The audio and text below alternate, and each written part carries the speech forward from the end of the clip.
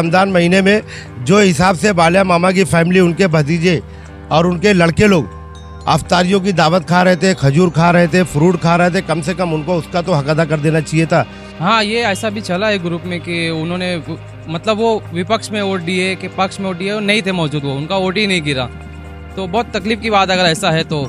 बालिया मामा ने जो गद्दारी की है, जो मुसलमानों के साथ विश्वासघात किया है, हाँ, उसको भिवंडी का मुसलमान कभी नहीं भूलेगा। ये बहुत गलत हुआ है। हाँ, मुसलमान के लिए जैसे मेरी जायदाद मैं किसी को गिफ्ट दे दूँ, उस पर सरकार कोई हक ही नहीं है। वही मसला है ना, जब गद्दारी कर ली है इतनी बड़ी इन्होंने, अगर एक सपोर्ट करते तो शायद कुछ हो जाता।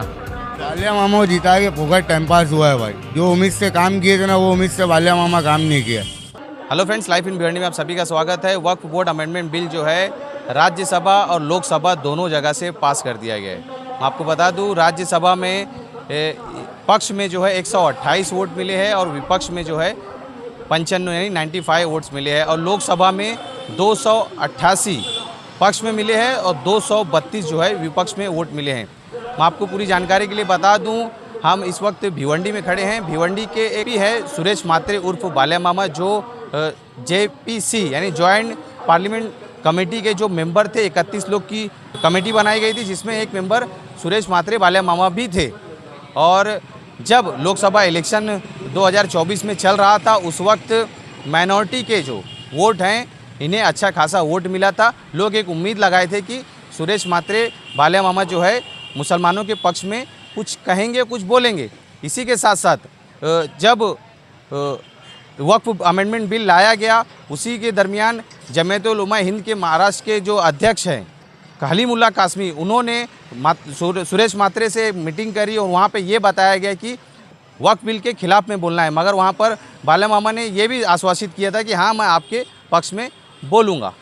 मगर इसके साथ साथ हमने ये देखा कि TV9 मराठी के रिपोर्ट के मुताबिक जब 2 अप्रैल को ये पूरा संशोधन चल रहा था, उस वक्त सुरेश मात्रे उर्फ बालिया मामा पार्लियामेंट से गायब थे। यहाँ पर कई सवाल उठते हैं कि ऐसे समय पे जहाँ पर सुरेश मात्रे उर्फ बालिया मामा को वहाँ पर होना चाहिए था, क्योंकि वो JPC के मेंबर होने के बावजूद भी वहाँ पर अवेलेबल नहीं थे। जिसके बाद आज सुबह से जो है सोशल मीडिया पर काफ़ी ज़्यादा मीम्स चलाई जा रही, काफ़ी ज़्यादा वीडियोस चलाई जा रही, जहाँ पर ये दिखाया जा रहा है कि सुरेश मात्रे और बालिया मामा अवेलेबल नहीं थे। इस पर कई ज़्यादा सवाल उठ रहे हैं। इसी सब चीज़ को लेकर हम आज जनता के बीच में जाएंगे और पूछेंगे कि वक्फ बोर्ड जो बिल है, अमेंडमेंट बिल, वो राज्यसभा और लोकसभा दोनों जगह से पास हो गया है। अब उसके आगे क्या इस कानून में संशोधन लाया गया, क्या क्या बदलाव लाए गए, इसके बारे में हम पूछने की कोशिश करेंगे। देखिए, बहुत अफसोस की बात है, ये जो बिल पास हुआ है, ये हमारे शरीयत में हमारे जो बुज़ुर्ग है, उन्होंने जो अपनी ज़मीनें वक्फ करी है हमारे दीनी कामों के लिए, यानी कब्रस्तान, मस्जिद और गरीबों के लिए, इसमें दखल अंदाजी बर्दाश्त नहीं है, बेहतर नहीं है। अब विपक्ष के पास उतनी मेजॉरिटी है भी नहीं, 240 या 235 ऐसे कुछ है। हमें उम्मीद थी कि कुछ वहाँ से भी समर्थन मिलेगा, जो नहीं मिल पाया। शायद वो दबाव था कि ED का, CBI का, जो भी एक दबाव था। खैर, मुस्लिमों के हक़ में सब बात करते हैं, लेकिन साथ कोई नहीं देता। ठीक है, साथ मैं आपको बता दूं, JPC की एक जॉइंट पार्लियामेंट कमेटी एक बनाई गई थी, जिसमें 31 मेंबर थे, जिसमें एक सुरेश मात्रे बालिया मामा भी थे। और बालिया मामा का अभी एक बताया गया कि TV9 मराठी में एक रिपोर्ट के मुताबिक बताया गया कि जब वोटिंग हो रही थी 2 अप्रैल को, तो बालिया मामा उस वक्त अवेलेबल नहीं थे। हाँ, ये ऐसा भी चला है ग्रुप में कि उन्होंने मतलब वो विपक्ष में वोट दिए कि पक्ष में वोट दिए, नहीं थे मौजूद, वो उनका वोट ही नहीं गिरा। तो बहुत तकलीफ की बात अगर ऐसा है तो। और हाँ, जॉइंट पार्लियामेंट जो JPC की आप बात कर रहे हो, उसमें भी अब देखो क्या होता है। मुझे लगता है कि उलमा को अब सबको एक होके आना चाहिए मैदान में। जिस तरह किसान आंदोलन में हमने देखा था कितना बड़ा वो हुआ था, तो बिल वापस भी हुआ, तो कुछ इस तरह हमें ताकत दिखानी चाहिए। ये सरासर हमें मंजूर नहीं है ये चीज़। सबसे बड़ी चीज़ तो है, जब इंडिया अलायंस बना और सारे मुसलमानों ने ये हुआ कि BJP को हराना है, हाँ, और इंडिया अलायंस का जो भी कैंडिडेट है उसको जिताना है, तो बालिया मामा जो है 2009 से इसी भिवंडी की लोकसभा सीट से इलेक्शन लड़ रहे हैं और आज तक उनको कभी कामयाबी नहीं मिली। ये भिवंडी के मुसलमानों की देन थी कि जो लाखों वोट से बालिया मामा को जिता के भेजे, और उसके बाद बालिया मामा ने मुसलमानों को तकलीफ़ पहुंचाई, वक्फ बोर्ड के मामले में मुसलमानों के खिलाफ गए। और अभी आप लोगों ने देखा होगा कि रमज़ान महीने में जो हिसाब से बालिया मामा की फैमिली, उनके भतीजे और उनके लड़के लोग अफ्तारियों की दावत खा रहे थे, खजूर खा रहे थे, फ्रूट खा रहे थे, कम से कम उनको उसका तो हक अदा कर देना चाहिए था। और सुहेल भाई, आपने एक चीज़ देखा होगा कि अभी जब ईद की नमाज के बाद बालिया मामा इसी भिवंडी शहर में कुछ मुस्लिम कोठारियों के घर घर जा जाके ईद की मुबारकबाद दे रहे थे और सिमैया खा रहे थे। तो इतना तो समझना चाहिए था कि उसके दिल में जब पहले से खोट था तो उन अफ्तारी की खजूरों का और उन सिमैयों को तो उसको हक अदा कर देना चाहिए था। और कोई जिस तरह से आप वक्फ बोर्ड अमेंडमेंट बिल के बालिया मामा को खिलाफ बोल रहे हैं, मगर वो उस वक्त जब 2 अप्रैल को वोटिंग हो रही थी, बालिया मामा उस वक्त एब्सेंट थे।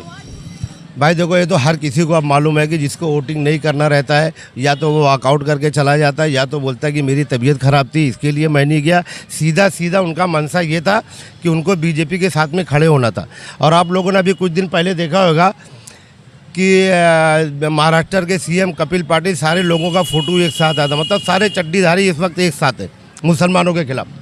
पूरे देश के उलमा इकराम जो है बीजेपी को हराने के लिए सारे लोगों ने दिन रात मेहनत करके जीता है। आप देखे होंगे कि पिछले एमपी के इलेक्शन में सारे लोग धूप में खड़े होकर घंटों लाइन लगा के, कुछ लोग तो बेहोश होकर गिर भी गए लाइनों में, उसके बाद भी उन लोगों ने वोट दिया। और उसके इतना होने के बावजूद भी बालिया मामा ने जो गद्दारी की है, जो मुसलमानों के साथ विश्वासघात किया है, हाँ, उसको भिवंडी का मुसलमान कभी नहीं भूलेगा। अपने हक में फ़ैसला ही चाहेंगे ना भाई। इसके हिसाब से वो जो हुआ बहुत गलत हुआ। अभी तो देखो, अभी आज जो मीटिंग होने वाली है उलमाओं की, उसके बयान से बताया जाएगा क्या है क्या नहीं है। लोगों के दिलों में तो बहुत तकलीफ़ है, अभी उसको जाहिर नहीं कर सकते। इंशाल्लाह देखो हमारे हक में फ़ैसला होगा। मेजॉरिटी में भी आप लोगों को नहीं मिल पाया उतना, क्योंकि 232 पर भी सिमट गए लोकसभा में और राज्यसभा में 95 पर ही सिमट गए। वही मसला है ना, जब गद्दारी कर ली है इतनी बड़ी इन्होंने। अगर एक सपोर्ट करते तो शायद कुछ हो जाता, भिवंडी वालों लोग के लिए कुछ तो हो जाता, मगर ऐसा हुआ नहीं। भिवंडीगर्स जो है बालिया मामा से उम्मीद लगाए हुए थे कि वो बहुत ज़्यादा उनको जिता के ही लाए कि हमारे हक के लिए फ़ैसला करेंगे वो, मगर उन्होंने नहीं किया, ऐसा कुछ भी नहीं किया। वक्फ बोर्ड में वोटिंग ही नहीं दिया उन्होंने, जाके एब्सेंट कर दिया। अब उनके दिल का हाल वही जान सकते हैं। मुसलमान तो जानते ही है उन्होंने क्या किया क्या नहीं किया, लोग भी जानते ही है, दिल के समझदार है सब। बालिया मामा को जिता के फोकट टाइम पास हुआ है भाई। जो उम्मीद से काम किए थे ना, वो उम्मीद से बालिया मामा काम नहीं किया। बालिया मामा क्या बोला था, 1 दिन के अंदर तोरने को अपन हिलाएंगे, आज तक कुछ हला वाला नहीं हुआ।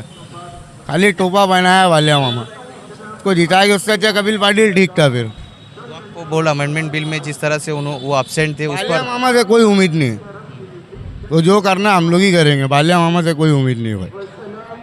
चाचा, वक्फ बोर्ड अमेंडमेंट बिल जो पास हो गया है राज्यसभा लोकसभा से दोनों तरफ से, इस पे भिवंडी का हिंदुस्तान का मुसलमान क्या सोचता है?